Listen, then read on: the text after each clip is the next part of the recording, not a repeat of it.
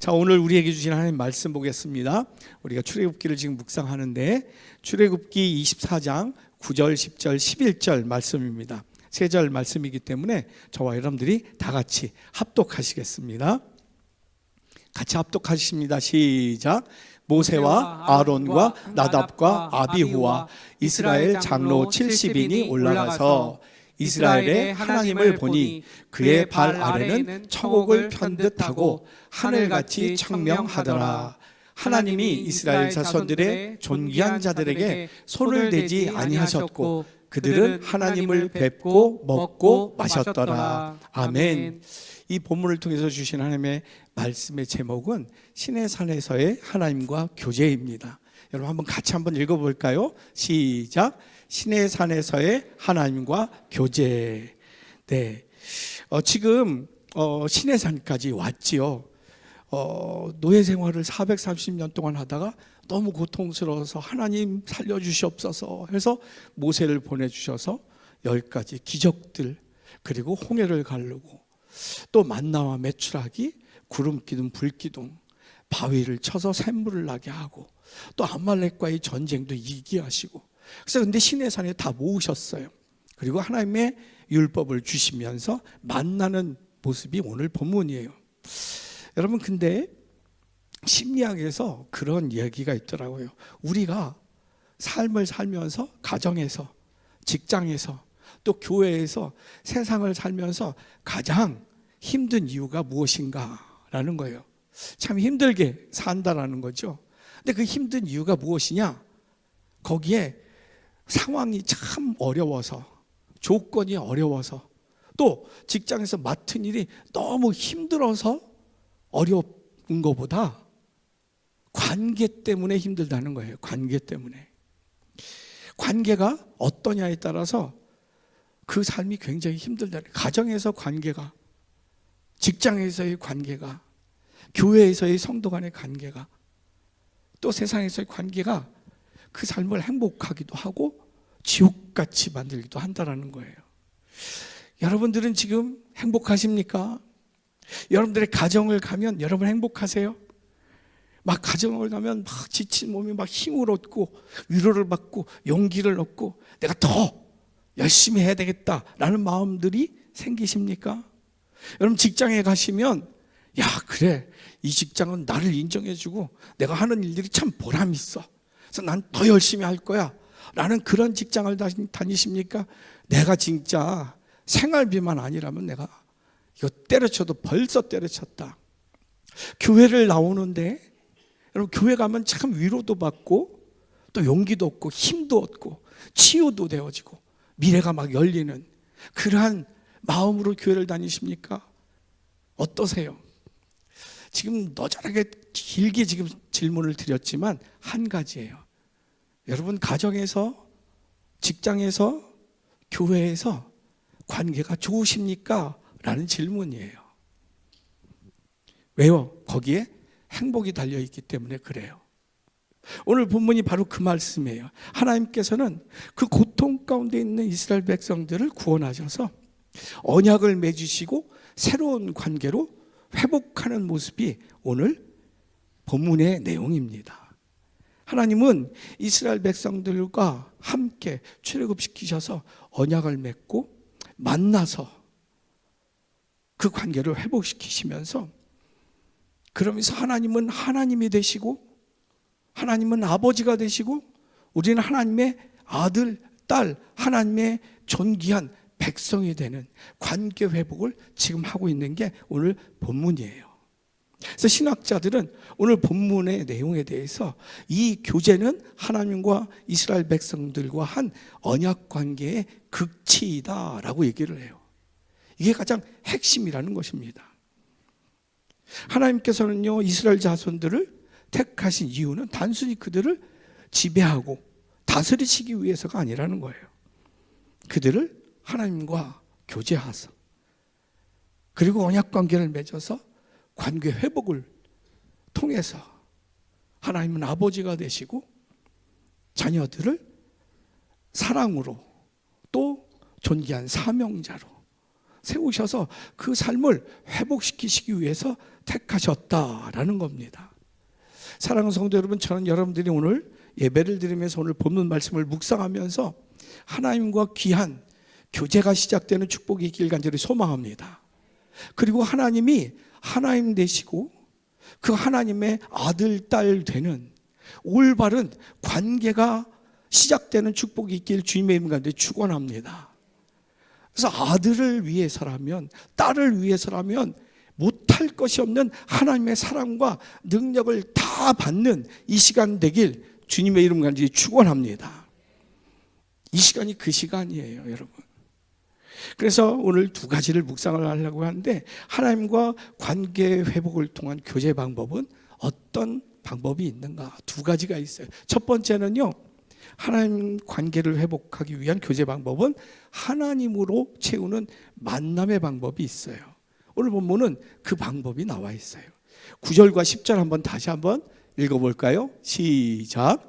모세와 아론과 나답과 아비후와 이스라엘 장로 70인이 올라가서 이스라엘의 하나님을 보니 그의 발 아래에는 청옥을 편듯하고 하늘같이 청명하더라. 아멘. 지금 하나님께서는 시내산에 다 모아놓고 거기에 대표자들을 부르셨어요. 모세와 아론, 나답, 아비후 그리고 이스라엘 장로 70인 대표들을 불러 오신 거예요. 시내산에서 하나님을 만나는 겁니다. 그런데 그 하나님을 배웠던데 그 발 아래는 청옥을 편듯했다라는 거예요. 청옥을 편 것처럼 푸른색으로 쫙 펼쳐져 있었다는 거예요. 마치 그 발 아래가 하늘을 편 것 같았다라고 기록하고 있어요. 무슨 뜻일까요? 하나님의 발 아래 하늘이 있다라는 것입니다.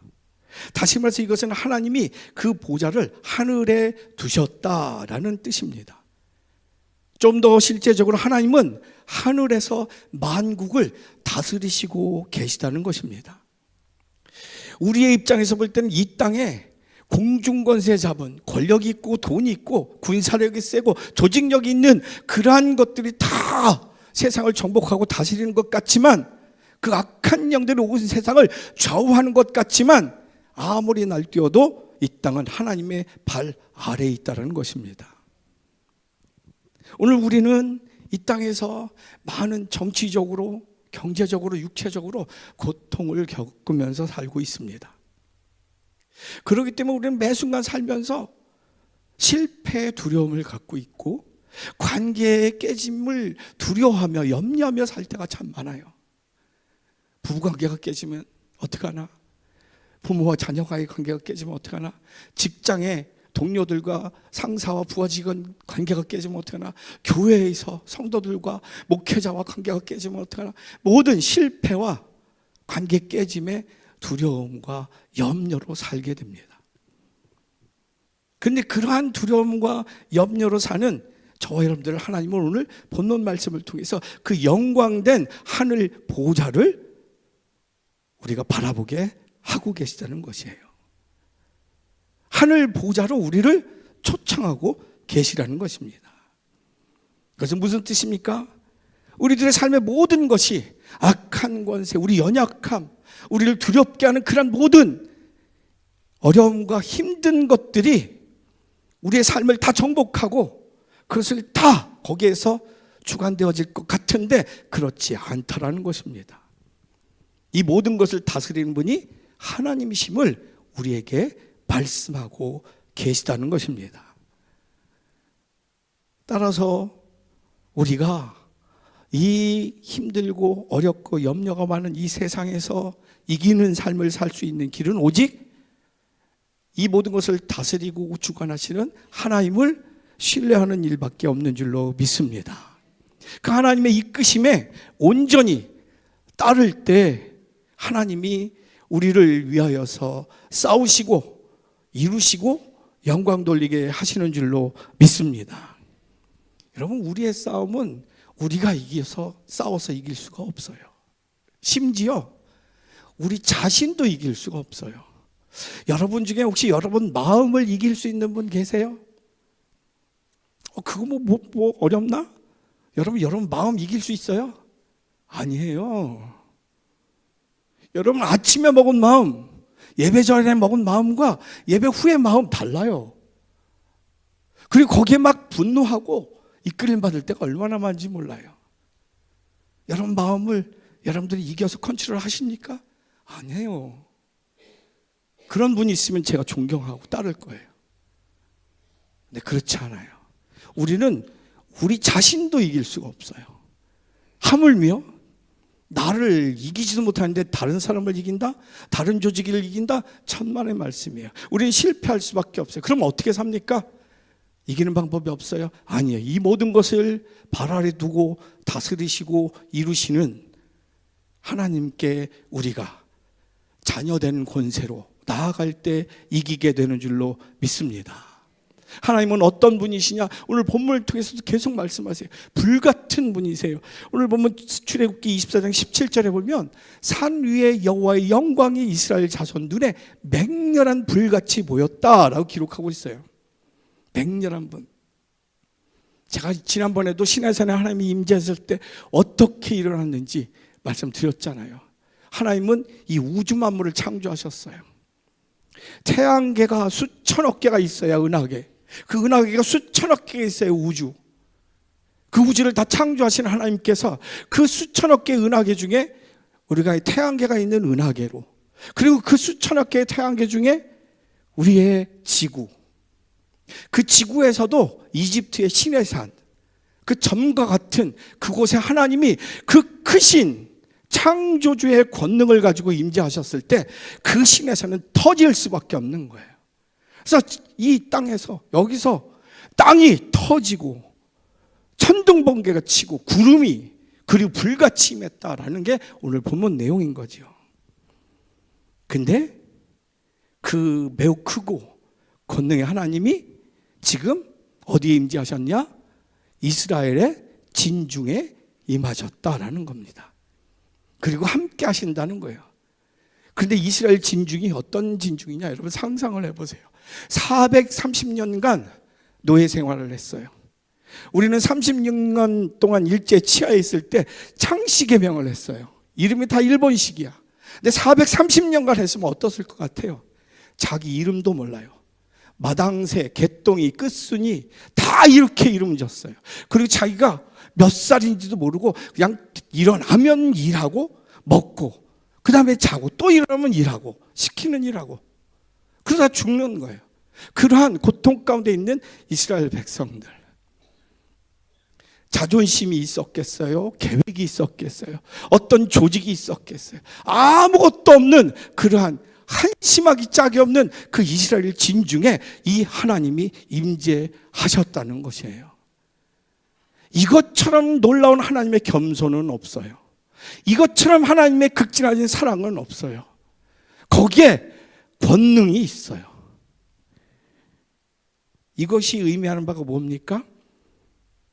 이는 이스라엘 백성들 안에는 이 우주를 다 폭파시킬 핵무기보다도 더 큰, 더 무서운 하나님의 권능이 임했다라는 뜻입니다. 저와 여러분들 하나님의 자녀된 예수 그리스도의 보혈의 피로 핏값으로 사서 저와 여러분들 아들로 딸로 삼았는데 그 가운데 성령으로 임재하셨다. 우리에게는 내가 할 수 있는 나조차도 이길 수 없는 부끄러운 존재지만 그 하나님이 이 영혼에 임하셨다. 세상을 이길 권능이, 자녀된 권세가 지금 저와 여러분들에게 임하셨다라는 뜻인 줄로 믿습니다. 여러분, 교회는 하나님이 거하시는 집인 줄로 믿습니다. 베드로가 주는 그리스도시여 살아계신 하나님의 아들이시니이다 라는 그리스도를 아는 고백을 한 순간 예수님은 때가 됐다 해서 뭐라고 했어요? 내가 네 믿음 위에 내 집을, 교회를 세우리니 음부의 권세가 이기지 못하리라. 그리고 여기서 너희들이 매면 하늘에서도 매일 것이요 여기서 너희들이 풀으면 하늘에서도 풀리리라 선포하셨어요. 그 교회에 엄청난 음부의 권세도 이길 수 없는 능력이 있음을 깨닫게 하셨던 것입니다. 여러분들이 지금 예배드린 이 장소가 그러한 장소예요. 그 권능의 하나님을 만나는 시간이 이 시간인 줄로 믿습니다. 대충 주일이니까 어디 가서 오늘 예배드리지? 그냥 안 드릴 수는 없고 드릴 수밖에, 여기 그냥 교회 가주자. 남편이 가자고 그래서 또 아내가 가자고 그래서 또 부모님이 여러분, 그런 교회가 아니에요. 그런 예배가 아니에요. 이 교회는 세상을 이긴 권능의 교회, 그리고 하나님의 진노로 죽을 수밖에 없는 우리를 살리는 보혈의 은혜가 있는, 생명이 있는, 구원이 있는 교회인 줄로 믿습니다. 그래서 우리의 삶에 가장 귀한 생명과 가치가 있는 그 능력이 우리 교회에 있는 줄로 믿습니다. 전 여러분들이 예배를 드리면서 교회에 나올 때마다 전 여러분들 그 권능과 그 영광과 그 용서하심의 사랑과 극진하신 그 권능의 은총을 여러분들이 항상 소망으로 누리실 수 있기를 간절히 소망합니다. 우리는 별 볼 일 없지만 우리를 부르시고 우리 안에 임재하신 그 하나님이 불가능이 없는 하나님이세요. 그리고 하나님은 이스라엘 대표들과 함께 식사를 했음을 보게 됩니다. 오늘 보면 11절 말씀을 보면 하나님이 이스라엘 자손들의 존귀한 자들, 대표들에게 손을 대지 아니하셨고 그들은 하나님을 뵙고 먹고 마셨더라. 그냥 대충 식사했다는 뜻이 아니에요. 언약을 체결해서 화평의 관계, 하나님이 하나님 아버지 되어주시고 우리는 자녀된 그런 관계가 이루어졌다라는 거예요. 그런데 귀한 자들에게 손을 대지 않으셨다라고 기록하고 있어요. 손을 대지 않으셨어요. 이게 무슨 말인가? 이거는 타동사가 아니라 자동사예요. 자동사. 자동적으로 손대게 되세요. 여러분, 제가 하나님을 만나면 죽는다고 말씀드렸어요. 왜요? 하나님은 빛이시고 진리이시기 때문에. 근데 우리는 0.01%의 알코올만, 우리 혈중 알코올 농도만 있어도 우리는 면허 정지고 구속입니다. 운전했을 때. 근데 우리의 삶에 0.01% 죄악만 있어도, 그 어두움만 있어도 완전 100% 퓨어 라이트이신 하나님 앞에 나갔을 때 우리들은 그 어둠이 그 빛에서 사라질 수밖에 없는 거예요. 죽을 수밖에 없는 것이에요. 그래서 하나님을 만나는 순간 다 죽었어요. 그래서 대제사장 한 명만, 하나님이 허락하신 그 한 명만 1년에 한 번 그 시간에 정결 예식을 다 하고 이스라엘 민족의 모든 죄를 다 담아서 이 성소에 들어가서 제사를 드릴 수 있었어요. 그러다가 혹시 정결 의식이 온전치 못했다, 그럼 그 자리에서 대제사장도 직사를 했어요. 그래가지고 이 대제사장이 성소에 들어가서 제사 드릴 때 딸랑딸랑 방울을 달고 들어갔어요. 지성소에 들어갔을 때. 그러다가 딸랑딸랑 소리가 안 난다? 그럼 죽은 거예요. 그래서 그 발목에 이 밧줄을 묶어서 죽으면 끄집어냈어요. 하나님을 만나면 다 죽었어요. 내가 너를 죽이겠다, 죽이는 게 아니에요. 손을 대지 아니하셨다, 그건 자동사였어요.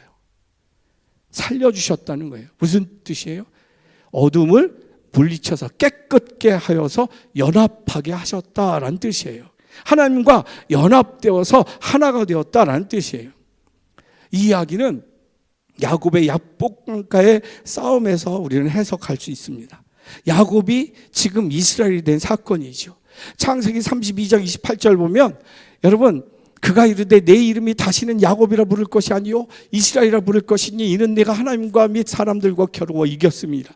이 상황이 어떤 상황인지 아시죠? 야곱은 욕심은 많았어요. 근데 엄마 치마폭에서 살았던 거예요. 형 에서는 아주 건장하고 가정을 다 책임질 수 있는 사냥하는 능력의 사람이었어요. 근데 그 장자의 축복을 뺏고 싶었어요. 그래서 속이는 자, 야곱이라는 뜻이 속이는 자예요. 그래서 아버지 이삭도 속이고 형 에서를 속여서 장자권을 뺏어서 도망갔어요. 그래서 속이는 자, 발 뒤꿈치를 밟고 야비하게 사는 자가 야곱이에요. 그런데 그가 삼촌 라반 집에 가서 거기서도 배신당하고 속이는 자로 살다가 어떻게든 재산을 갖고 와다가 결국에는 형 에서가 죽인다고 할 때 다 그 선물을 주고 혼자 남았어요. 죽음을 앞에 둔 거죠. 그런데 그때 하나님의 사람 천사를 만나요. 그리고 여기서 마지막이다 하고 그 천사와 함께 싸워요. 당신이 내게 축복하지 않으시면 나는 보내지 않겠습니다. 해서 목숨을 걸고 기도로 싸워요, 천사들. 그래서 나를 가게 하라. 그래. 내 이름이 뭐냐? 저는 야곱이니이다 했더니 내 이름을 다시는 야곱이라 부를 것이 아니요 이스라엘 부를 것이라고 말씀해요. 이 무슨 뜻이냐? 너 다시는 앞으로 살 때 속이는 자, 야비한 자, 너의 잔머리로 사는 삶이 아니라 이스라엘 하나님과 사람과 더불어 싸워 이기는 삶을 살아라 라고 축복하고 간 거예요. 근데 우리가 어떻게 사람과 싸워도 질 때가 있는데 하나님과 싸워 이겨요? 어떻게 하나님과 싸워 이길 수 있어요? 우리는 하나님의 자녀된 권세로 하나님께 기도로 이길 수가 있는 줄로 믿습니다. 자녀 이기는 부모가 없어요. 하나님은 모든 것이 가하기 때문에 우리가 옳은 것 구해도 응답하시지만 잘못된 것 구해도 하나님은 응답하세요. 그렇지만 그 잘못된 응답을 통해서도 하나님의 뜻을 이루실 수 있는 전능하신 하나님이신 줄로 믿습니다. 그래서 야곱으로 살지 않고 이스라엘로 산다. 무슨 얘기예요? 기도로 산다는 거예요. 말씀으로 산다는 거예요. 그래서 그 다음에 30절에 그러므로 야곱이 그곳 이름을 브니엘, Face of God이에요. 이러하였으니 그가 이르기를 내가 하나님과 대면하여 보았으나 내 생명이 보존되었다 함이더라. 하나님을 만나면 죽게 되어 있는데 하나님을 봤는데도 살았다라는 거예요. 어떻게 살았을까요? 용서받았다는 뜻이에요. 그리고 하나님의 자녀가 되었다는 뜻이에요. 빛으로 바뀌었다는 뜻이에요. 세상의 잔머리로 죄악으로 사는 인생에서 하나님의 간구한 하늘의 것으로 사는 빛의 자녀로 바뀌었다라는 것입니다. 그래서 살게 되었다는 뜻이에요. 이때부터 이스라엘 백성들에게 하나님이 동행하시기 시작하십니다. 그리고 보호하세요. 이끄세요. 그래서 이스라엘 백성들이 공격을 받자마자 하나님은 개입하십니다. 연합되었기 때문에. 여러분 한미 연합사령부라는 거 아시죠? 연합이에요, 연합. 미군이 있기 때문에 북한이나 중국이나 러시아가 우리를 침공하잖아요. 그냥 자동으로 미국은 개입하게 되어 있어요. 근데 그거를 하지 말자. 우리 자주국방하자. 좋은 얘기예요. 좋은 얘기. 근데 그걸 없애려고 지금 하고 있고 없앴던 경우도 있었어요. 근데 EU도 그렇고 프랑스, 영국도 독일도 다 그러한 협력 관계에 있어요. 근데 중요한 건 연합되었을 때 이렇다는 것이에요. 여러분 오늘 본문을 보면 하나님께서는 이스라엘 대표들을 모아서 한번 만나서 헤어지는 게 아니라 깊은 교제를 통해서 관계 회복을 하고 그것을 통해서 하나님과 연합된 삶을 살게 하시고 그 이스라엘을 보호하시고 이끄시겠다는 언약이 오늘 관계 회복의 말씀인 줄로 믿습니다. 여러분 하나님께서 저와 여러분들을 선택하신 이유는 우리를 다스려서 하나님이 영광을 받을 천만의 말씀이에요. 하나님께서 저와 여러분들을 선택하신 이유는 관계 회복을 통해서 하나님이 하나님 되심을 알게 하시고 우리가 우리의 언약으로 절망 가운데 좌절 가운데 살 때 하나님의 사랑으로 치유되어지고 참 승리하는 능력이 하나님께 있고 그게 천국의 삶인 것을 알게 하시기 위해서 우리를 선택하신 줄로 믿습니다. 그러나 나를 통해서 내 남편을 구원하시고 내 아내를 구원하시고 내 부모님을 구원하시고 내 아들, 딸을 구원하시기 위해서 먼저 저와 여러분들을 부르신 줄로 믿습니다. 근데 우리가 어떻게 그런 능력을 살 수 있을까? 그래서 하나님의 마음으로 채울 때 예수 그리스도로 채울 때 그 삶은 승리의 삶, 자녀된 권세를 누리게 된다라는 거예요. 그럼 하나님의 마음으로 채운다, 예수 그리스도로 채운다, 그게 무슨 뜻일까요? 영성일기라는 유기성 목사님 책이 있어요. 저기에 그런 일이 있어요. 좀 제가 우리 교회에 이제 새로운 분들이 좀 계세요. 코로나 이후에 새로 오신 분들이 계신데 우리 교인들은 벌써 다 영성일기 제자 훈련 다 했잖아요. 근데 그분들이 아직 안 했어요. 그래서 제가 다시 지금 계획하느라고 유익성 목사님 책과 영성일기 그러한 목회 그 계획을 대해서 책을 다시 읽고 있는데, 예수님으로 채운다, 하나님의 마음으로 채운다, 무슨 뜻인가? 한 목사님이, 영성일기를 쓰는 젊은 목사님이 찾아와서 유기성 목사님에게, 목사님 제가 영성일기를 쓰는데 오늘 하루 예수님을 느낀 거, 예수님으로 채워진 거 쓰는데 아직도 음란 영상의 유혹을 이기지 못하고 있다는 거야. 너무나 좌절스럽다는 거, 목사인데. 그래서 같이 눈물로 기도하는데 주님이 육성 목사님에게 이렇게 선명하게 대답을 하셨다는 거예요. 24시간 하나님을 바라보는데도 죄에 무너졌다는 것은 스스로 속이는 것이다. 다시 쉽게 얘기해서 24시간 예수님을 바라보고 예수님이 느껴지는데 그 유혹에 빠진다는 것은 거짓말이라는 거야. 다시 말해서 정확하게, 아내가 옆에 있는데, 아들이 옆에 있는데, 딸이 지금 옆에서 앉아 있는데 컴퓨터를 통해서 음란 영상을 볼 수 있냐라는 거야. 없다라는 거야. 예수님을 24시간 본다고 하면서 영성일기를 쓴다고 하면서 그것에 빠진다는 얘기는 거짓말이라는 거야. 예수님을 안 보고 있다는 뜻이야. 영성일기를 보여주기식 일기만 쓰고 있었다는 뜻이에요. 예수님으로 채운다, 하나님의 마음으로 채운다, 모든 순간 하나님 앞에서 산다는 것이에요. 그때 우리는 그 어떤 음란과 그 어떤 악한 유혹들과 그 어떤 악한 권세들도 다 물리칠 수 있다라는 것이에요. 거기 질문이 있어요. 지금 나에게 있어서 하나님과 연합하여 행하는 일은 어떤 것이 있는가? 내가 예수를 믿고 교회를 다니면서 하나님의 능력으로 승리하는 삶을 살기 원해서 신앙생활을 하는데, 과연 하나님과 연합하여서 내가 승리하는 행동을 하는 일들은 무엇이 있느냐라는 거예요. 여러분, 오늘 본문을 통해서 깨닫죠. 하나님이 이스라엘 진중에 임재하셨어요. 그 권능이 그곳에 있다라는 것이에요. 이 교회에, 구원받은 저와 여러분들의 영 속에, 삶 속에, 가정 속에 하나님이 임재하 계시다는 것이에요. 그 권능이 있다라는 것이에요.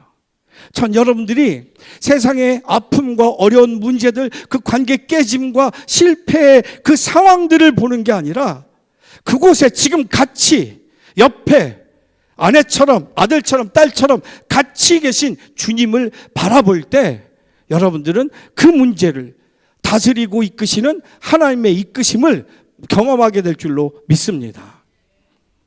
중요한 것은 여러분들이 그 하나님을, 그 예수님을 보는 훈련을 해야 된다는 거예요. 식사할 때, 심지어 화장실 갈 때조차도, 어떤 사람을 만나는 그 만나는 순간조차도, 한순간도 하나님의 눈, 불꽃 같은 눈 밖에서 만날 수 없음을 여러분들이 인정한다면 여러분들은 실패할 수 없는, 여러분들은 유혹될 수 없는 생명의 삶이 될 줄로 믿습니다. 전 여러분들의 승리로 방황하고 힘들어하고 절망하는 영혼들이 하나님을 볼 수 있기를 주님의 이름으로 축원합니다. 회복시키고 치유하시고 세우시는 능력을 경험하길 주님의 이름으로 축원합니다. 그게 하나님과의 관계 회복의 교제 방법이에요. 두 번째, 하나님과 관계 회복의 교제 방법은 하나님의 시간을 기다리는 거예요. 오늘 본문 15절과 16절 한번 같이 읽겠습니다. 시작. 모세가 산에 오르매 구름이 산을 가리며 여호와의 영광이 시내산 위에 머무르고 구름이 엿새 동안 산을 가리더니 일곱째 날에 여호와께서 구름 가운데서 모세를 부르시니라. 아멘. 지금 하나님께서 지도자들을 다 모아놓고 모세를 따로 또 부르셨어요. 근데 엿새 동안 구름 가운데 기다리게 하셨어요. 그리고 일곱째 날 불러서 만나셨다는 거예요. 모세는 하나님을 만나는데 구름 가운데 6일 동안을 기다려야 했다는 것이죠. 또한 이스라엘 백성들은 이 모세가 하나님을 만나 십계명 그 돌판을 가지고 내려오기까지 무려 40일을 기다려야 했습니다. 그 이유가 뭘까요? 하나님은 왜 그들을 기다리게 했을까요? 그 이유는 이거예요. 그 기다림의 시간 동안 모세를 통해서 이스라엘 백성들이 진짜 귀한 것이 얼마나 귀한지, 은혜가 어떤 것인지, 은혜가 은혜되는 것을 알게 하시기 원하셨다라는 거예요. 다른 모든 것을 다 버리고 하나님께 집중하게 하셨다는 거예요. 모세는 혼자 6일 동안 무엇했을까요? 이 민족을 200만을 내가 이끌어 왔는데, 이제 의료 제도는 이렇게 하고, 경제 제도는 이렇게 하고, 또 북한과 중국과의 관계는 이렇게 하고, 이런 생각을 했을까요? 모세가? 아니에요. 하나님 이 민족을 어떻게 할까요? 하나님은 왜 여기까지 나를 통해서 이 민족을 여기로 이끌었습니까? 어떻게 이끌어 가시겠습니까? 자기 생각과 자기 야망을 하나도 없이 오직 하나님의 마음만, 하나님의 뜻만 묵상했을 것이에요. 여러분, 초대교회는요, 성령을 받는데 열흘이 걸렸어요. 열흘 동안 기도하면서 기다려야만 했습니다. 여러분, 초대교회의 능력은, 그 기적과 같은 능력들은 기다림으로 이루어졌어요.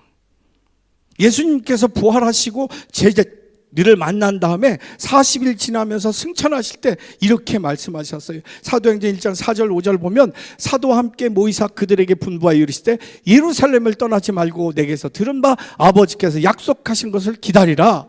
요한은 물로 세례를 베풀었으나 너희는 몇 날이 못되어 성령으로 세례를 받으리라 하셨느니라. 너희들 내가 승천한 뒤에 뿔뿔이 흩어지거나 여기를 떠나지 말고 예루살렘에서 약속한 것을 기다리라라고 명령하셨어요. 지금 예루살렘은 예수를 죽인 곳이었어요. 그리고 잔당을 지금 잡아 죽이려고 하는 분위기가 있었어요. 그래서 제자들은 도망가야만 했는데 예수님 거기 떠나지 말고 기다리라고 하셨어요. 성령을. 그들은 10일 동안 기도를 하며 예수 그리스도의 약속하신 성령을 기다렸습니다. 그 무리가 약 120명이었어요. 그들은 기다리면서 기도했어요. 사도행전 1장 14절 15절 보면, 여자들과 예수의 어머니 마리아와 예수의 아우들과 더불어 마음을 같이하여 오로지 기도에 힘쓰더라. 모인 무리의 수가 약 120명이나 되더라. 120명의 제자들이 결국엔 세상을 뒤집었어요. 그 역사 때문에 지금 저와 여러분까지도 이 자리에 있는 줄로 믿습니다. 그런데 여러분, 이 말씀을 하신 예수님을 보고 들은 사람들이 몇 명이었는지 아세요? 고린도전서 15장 6절에 보면, 그 후에 500여 형제에게 일시에 보이셨나니, 예수님이 승천하시기 직전에 몇 명에게 보여서 말씀하셨다고? 500명에게 보이셔서 말씀하셨어요. 그런데 10일을 기다리며 기도한 사람들의 숫자가 몇 명이에요? 120명이에요. 나머지 380명은 어디 갔을까요? 그들은 세상을 다시 갔어요. 그들은 세상을 다시 갔어요. 사는 게 먼저였어요. 그들은 성령을 받았을까요? 받았다는 기록이 없어요. 그들은 세상에 또 질고 때문에 늙는 것, 치매, 암, 감기, 코로나 이런 걸로 자녀 키우는 거 또 그렇게 살다가 그렇게 갔을 거예요. 영생에 대한 희망은 하나도 갖지 못했을 거예요. 여러분, 어떤 신학자가 그래서 유머러스하게 이렇게 얘기해요. 기적 중에 기적은 부활하신 주님을 보았음에도 그 말씀을 믿지 못하고 세상을 떠난 게 기적 중에 기적이다 라고 얘기를 하고 있어요. 죽으신 분이 다시 부활하셔서 나에게 찾아오셨어요. 그리고 그 하늘문이 열리고 영광 가운데 승천하시면서 말씀하신 것을 보고 들었어요. 그것보다 더 놀라운 기적이 있습니까? 그런데 그 놀라운 기적을 경험하고 그 말씀을 들었음에도 불구하고 그거가 열흘이 가지 않았다는 뜻이에요. 우리에게 하나님 이 암만 낫게 해주면 우리 아들이 대학만 합격하면, 우리 자녀가 결혼만 하면, 대기업에 취직만 하면 내가 뭐 하겠습니다? 천만의 말씀이에요. 여러분 자신도 여러분 지킬 수가 없어요. 아니 죽은 분이 다시 살아서 나한테 오셔가지고 하늘문이 열려서 다시 올라가는 그 상상도 못할 그 일들을 경험하고 그 말씀을 지키지 못해요. 그게 우리예요.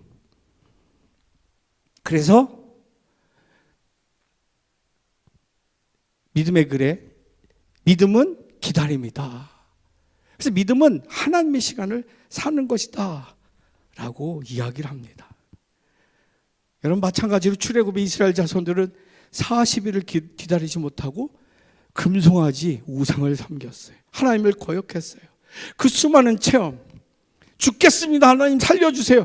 모세를 통해서 10가지 기적의 재앙들, 홍해가 갈라지고 애국 군대가 다 몰살하고 만나와 메추라기 매일같이 구름기둥 불기둥으로 다 보호해 주시고 반석에서 샘물이 나고 전쟁을 한 번도 해본 아말렉과 전쟁을 승리를 하는 그런 놀라운 체험을 했는데도 그들은 마음속에 하나님을 신뢰하기보다 자신들의 계획을 따랐던 거예요. 무서운 반역이죠. 결국 하나님의 관계가 깨어진 순간 그들은 광야에서 죽음을 맞이합니다. 여러분 하나님의 관계가 생명인 줄로 믿습니다. 모세는 3일이 지나도 아무 연락이 없어요. 올라오라고 해서 올라왔는데 5일이 지나고 6일이 지났는데 아무 연락이 없어요. 야 이거 잘못됐나 보다. 다시 내려가자. 모세는 그러지 않았어요. 끝까지 기다렸어요. 끝까지 하나님 부르실 때까지 기다렸어요. 결국 그는 그 기다림을 통해서 하나님이 직접 만드신 십계명을 가지고 내려왔던 것입니다. 여러분 이것이 믿음으로 승리하는 삶인 줄로 믿습니다. 하나님은 저와 여러분들이 기다리는 동안 우리의 믿음의 분량을 달아보십니다. 왜 달아보실까요? 하나님이 예비하시고 주시려고 한 그 은혜를 받을 그릇이 되었는지를 보기 위해서.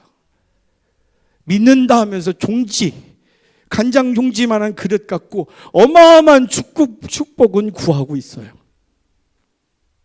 아무리 부어줘도 그 은혜를 누릴 영적인 능력이 없어요. 저는 여러분들이 하나님의 시간을 사는 축복이 있길 간절히 소망합니다. 그런데요, 그럼 이것만 얘기하고 마칠게요. 그런데요, 우리가 기다리는 것 같지만 진짜 기다리는 것은 하나님이신 거 여러분 아세요? 우리가 하나님을 기다리는 것 같지만 아니, 하나님이 우리를 기다려요. 유기성 목사님의 예수를 바라보자. 이제 제자훈련할 때 읽고 또 할 건데 거기서 이렇게 고백해요. 신학교에 갓 입학했을 때 주님은 제게 나와 온전히 동행하자라는 부름을 주셨는데 그때 저는 그것이 너무 부담스러워 그 결단을 회피하고 말았습니다. 수석으로 입학하고 수석으로 졸업했어요. 감시인데. 근데 4학년 때 부름받아 나서는 어디든지 가오리라 찬양을 못했어요. 왜요? 하나님이 유기성 목사님을 시골로 보내버릴까 봐. 자기는 시골에 목회를 못하는데 도시에만 살았으니까 그걸 못했다는 거예요. 그런데 제게 목회의 우여곡절 여러분 다 아시잖아요. 그 엘리트 코스로 군복해가지고 훈련 받을다가 훈련에서 떨어져서 이 골반뼈가 부러졌잖아요. 그래서 군 부대에서 수술을 하게 됐어요. 이 골반뼈 수술을 잘못하면 오른쪽 다리를 절게 되는 장애를 입는다는 거예요. 그리고 그 기관이 아주 레지던트도 안 되는 사람들이니까 너무나 불안한 거예요. 근데 목사의 아들이고 또 목사고 엘리트고 근데 하나님께 기도하는 게 아니라 자기 아버지에게 전화하잖아요. 제일 먼저 수원 종로교회 큰 교회 아빠한테 전화하는 아빠 교인 중에 그 의사 선생님 있지 연락해서 나 빨리 수술해달라고 이야기하려고 전화했는데 전화가 안 되는 거야. 밤새 전화했는데 안 되는 거야. 그 다음날 새벽 6시에 진짜 초짜 군의관한테 수술을 받아야 돼. 그때 깨달았대요. 자기가 그렇게 목사 아들로 착하고 공부 잘하고 엘리트고 진짜 목사처럼 성품도 온유했는데 자기가 한 번도 하나님께 기도해 본 적이 없다는 것을 깨달았대요. 모든 문제, 학교 갈 때 공부 잘해서 그리고 또 주변에 또 학비 대주고 해가지고 어려움이 하나도 없었던 거예요. 한 번도 문제가 있을 때 하나님께 기도해서 해결해 본 적이 없어. 다 아빠를 통해서 해결했어. 그때 깨달았어. 하나님께 자복해. 하나님, 내가 내 오른쪽 다리 장애도 하나님께 드리겠습니다. 이제부터 하나님의 종이 되겠습니다. 그 결단하고 광림으로 부임하게 되죠. 거기 썼어요. 제가 목회 우여곡절 끝에 안산광림의 담임 목사로 섬길 때 교육자 수련회 중 어느 날 주님은 제게 다시 같은 도전을 하셨습니다. 혼자 있을 때 나를 바라보라. 그날 주님의 말씀을 듣고 얼마나 울었는지 모릅니다. 신학교 1학년 때부터 25년의 세월이 흐른 후에야 비로소 주님의 그 초청이 얼마나 귀한 축복이었는지 깨달은 것입니다. 24시간 주님을 바라볼 때 반복되어지는 것 같은 일상은 신기하고 놀라운 사건들로 채워졌습니다. 기적들이 일어났지요. 치유되어지고 막 해결되어지고. 그러면서 이렇게 결론을 내렸어요. 주님은 25년 동안 저를 기다리고 계셨던 것입니다. 하나님은요, 사실 지금까지 저와 여러분들을 기다리고 계셨습니다.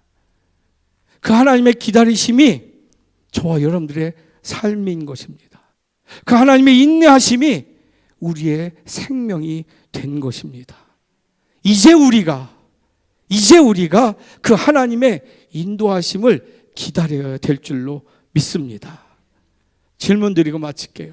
지금 나에게 있어서 하나님께서 나를 기다리시는 기도 제목은 무엇이 있습니까? 여러분 다 기도 제목 있으시죠? 다 있으실 거예요. 근데 그 기도 제목이 있다는 것이 무슨 뜻인지 아십니까? 하나님의 기다림이 있다는 뜻입니다. 그 기도 제목을 주셔서 하나님의 마음을 알기까지 기다리시는 거예요. 그 기다림이 있다는 것은 그 기다림 속에 하나님이 계속 역사하고 계시다는 뜻인 줄로 믿습니다. 사도 바울은 그래서 우리에게 이렇게 위로의 말을 전해요. 빌립보서 1장 6절 같이 읽을까요? 시작. 너희 안에서 착한 일을 시작하신 이가 그리스도 예수의 날까지 이루실 줄을 우리는 확신하노라. 아멘.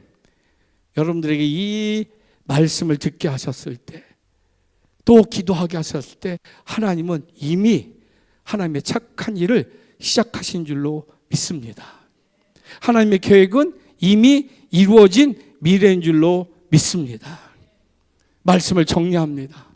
시내산에서 하나님과의 교제, 만남은요, 관계 회복을 위해서예요.